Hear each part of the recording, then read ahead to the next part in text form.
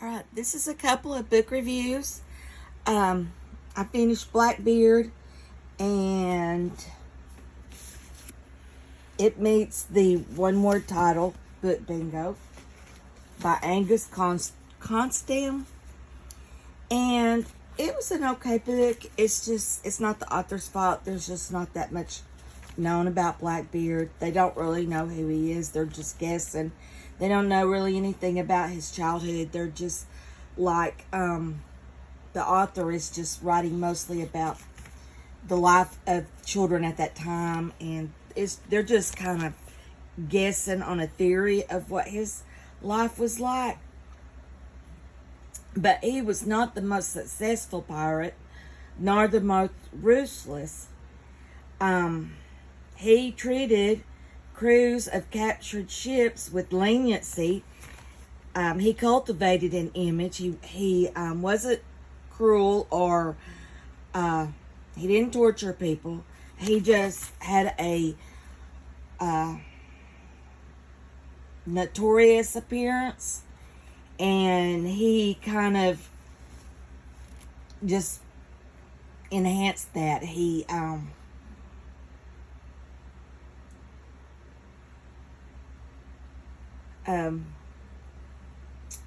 let's see what else. He was kind of tricked in getting killed. He was anchored off the coast of South Carolina or Virginia, one of those. And the British Navy, one of the governors was really on a warpath to capture Blackbeard. And most of the soldiers were below deck, so Blackbeard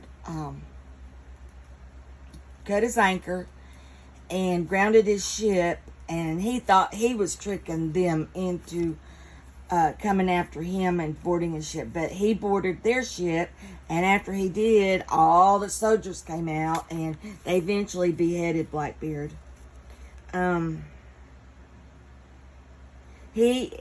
If people don't know anything about pirates, they know the name Blackbeard or Captain Kidd. Those are the most widely known pirates.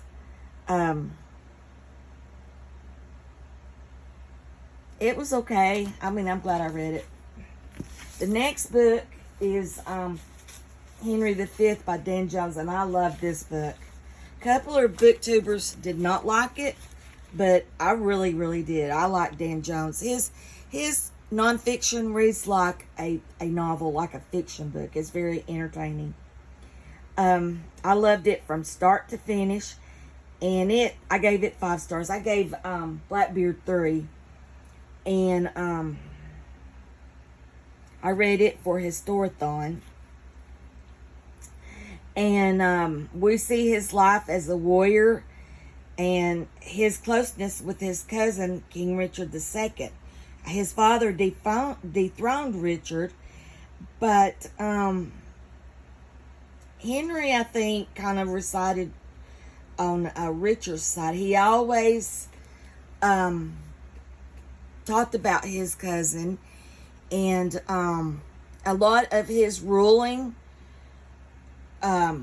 he thought back to his experience with his cousin. He traveled with his cousin to Wales, and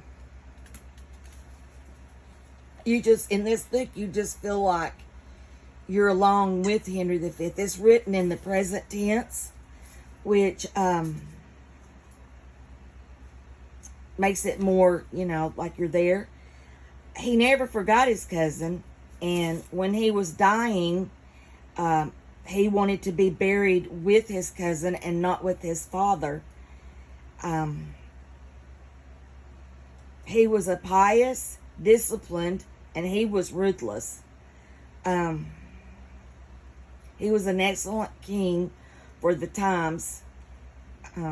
He was devoted, and he had devoted brothers, uncles, and people around him. His brothers were truly devoted. I mean, they stayed with him and fought for him. And one brother, when Henry V was in France. He ruled for him. His brothers were just there for him. He died just 2 weeks of his 36th birthday. And for a man who was never supposed to be king, he was one of the greatest warrior kings.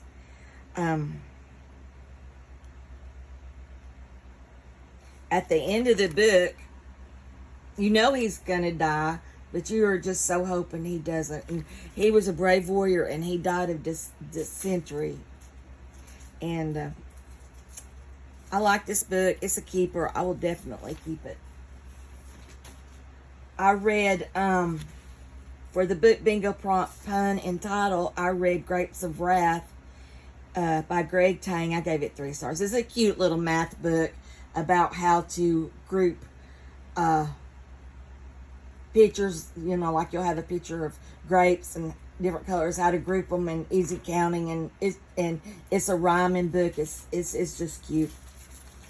The next book I read was Molly Brown, and I gave it 4 stars, and this makes the book bingo prompt, Shipwreck. It starts out with the wreck of Titanic, and then and her experience, and then it goes through her life, and then it ends with talking about her experience with Titanic. She was never known as Molly Brown. That was a media image. She was always called Margaret, Mrs. J.J. Brown, or Megs. She was a big activist for women and for children. And she did a lot of things, a lot of good things. She ended up doing a lot of things for the Titanic survivors and the Carpathia crew. She was always glad and supportive of the Carpathia crew. She was always so grateful that they rescued her. And it was just good. I liked it. I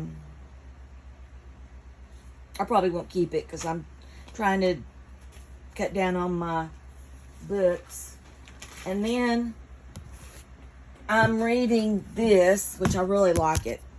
I had read it once years ago, and I'm rereading it, and it's so good. The only thing I think this author's kind of a little more biased towards the Hatfields. And I don't know if there weren't pictures of the McCoys, but most of the pictures in this book are of the Hatfields. There's just not hardly any pictures of the McCoys. But I think he's a little biased towards the Hatfields, but I really like it. It's pretty good. And I'm reading this. I tried to read it a couple years ago with a different translation, and I DNF'd it, and I wanted to read the Anthony Briggs. And so I'm reading this. I'm right here on page 97.